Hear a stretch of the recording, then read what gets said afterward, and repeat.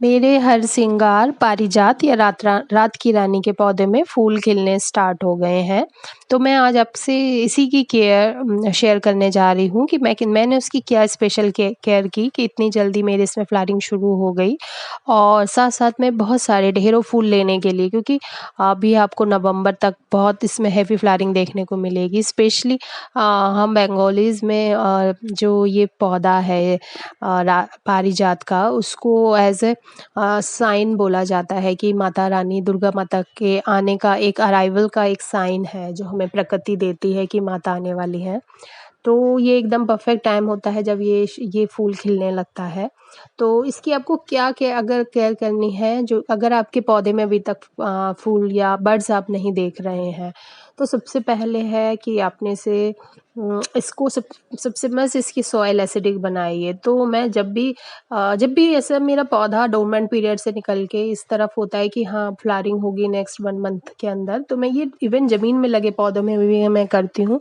मैं एसिडिक बनाती हूँ सॉइल। तो मेरा सबसे बेस्ट यही है कि मैं विनेगर को पानी में ऐड करके वो दे देती हूँ, क्योंकि वो क्विक रिज़ल्ट देता है। इसके साथ-साथ आप चाय की पत्ती की खाद अगर आप यूज़ करते हैं, तो वो भी सॉइल मीडिया को एसिडिक बनाती है इन केस। और आप फिटकरी भी यूज़ कर सकते हैं। लेकिन मैं इवन मेरे जैसे टिकोमा वाइन में मैं मार्च के मंथ में, तो अभी मैंने जुलाई लास्ट में मैंने अपने हरसिंगार के पौधे के आसपास सॉइल में जब मैंने पानी दिया था, तो मैं उसे थोड़ा सा विनेगर ऐड करके 1 लीटर पानी में 5 ml, अगर आप फर्स्ट टाइम दे रहे हैं तो थोड़ा कम कर दीजिएगा। और अगर विनेगर वाला पानी दे रहे हैं तब भी एकदम डायरेक्ट सूखे सॉइल में ना दीजिएगा। हल्की सी सॉइल मॉइस्ट रहे तब ये पानी दीजिए, जिससे इसकी सॉइल आपकी एसिडिक बने। सेकंड, आपने अपना पौधा ज़रूर ही पूरे दिन की धूप में रखा हो। और थर्ड, आप इसकी सॉइल का मॉइस्चर बना के रखिएगा, स्पेशली इस समय। अभी देखिए कभी बहुत बारिश हो रही है, जैसे बारिश रुक रही है तो इतनी तेज़ धूप निकल रही है कि सॉइल एकदम, अगर आपने गमलों में पौधे लगाए होंगे, क्योंकि ज़मीन में तो फिर भी ये पौधे थोड़ा मॉइस्चर हमको इतनी सोचने की ज़रूरत नहीं होती है। लेकिन पॉट वाले जो पौधे हैं ना, वो एकदम शॉक में आ जाते हैं। तो इस चीज़ का आप ध्यान बना के रखिएगा, क्योंकि जब बारिश हो रही है, यहाँ तो बहुत बारिश हो रही है, फिर जब धूप निकल रही है तो इतनी तेज़ धूप है कि वो शॉक में आ जाते हैं पौधे। तो इस शॉक से रोकने के लिए आप अपने गमले की मिट्टी में मॉइस्चर बना के रखिएगा। थर्ड, हेवी फ्लावरिंग के लिए होपफुली आपने जुलाई मंथ तक इसमें कटिंग और प्रूनिंग कर दी होगी, जिससे इसमें बहुत सारी सब ब्रांचेस निकलें, क्योंकि ये एक हेवी फ्लावरिंग के लिए बहुत सारी ब्रांचेस का होना ज़रूरी है। और इसको आप इस तरह भी बोल सकते हैं कि आपके पौधे का मैच्योर होना बहुत ज़रूरी है, तभी आपके पौधे में हेवी फ्लावरिंग होगी। और अब मैं बात करूँगी फर्टिलाइज़र के बारे। तो फर्टिलाइज़र भी एक आप इसको इस समय एकदम बहुत अच्छा सा एक बैलेंस, सब पोषक तत्व उसमें हो, इस तरह का फर्टिलाइज़र दीजिएगा।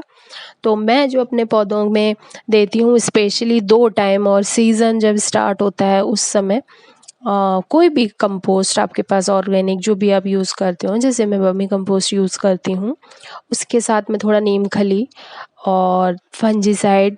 और इस समय फ्लावरिंग और फ्रूटिंग हैवी लेने के लिए आपको केमिकल की खाद की ही ज़रूरत नहीं है। अगर आप यूज़ कर सकते हैं तो आप बोन मील का ज़रूर यूज़ कीजिएगा। अगर आप थोड़ा सा बोन मील अपने पॉट सॉइल में दे दें तो आप देखेंगे कि आपके पौधे की ग्रोथ और फ्लावरिंग और फ्रूटिंग बहुत ही अच्छी होगी। तो ये बहुत ही एक बैलेंस खाद है। और अगर आप अपने पौधे को इसे एक बार दे देते हैं तो बार बार आपको अपने पौधे की क्या फर्टिलाइज़ करना है उसकी चिंता करने की ज़रूरत नहीं है, क्योंकि आपने एक ही बार में पूरी बैलेंस खाद अपने पौधे को दे चुकी हैं।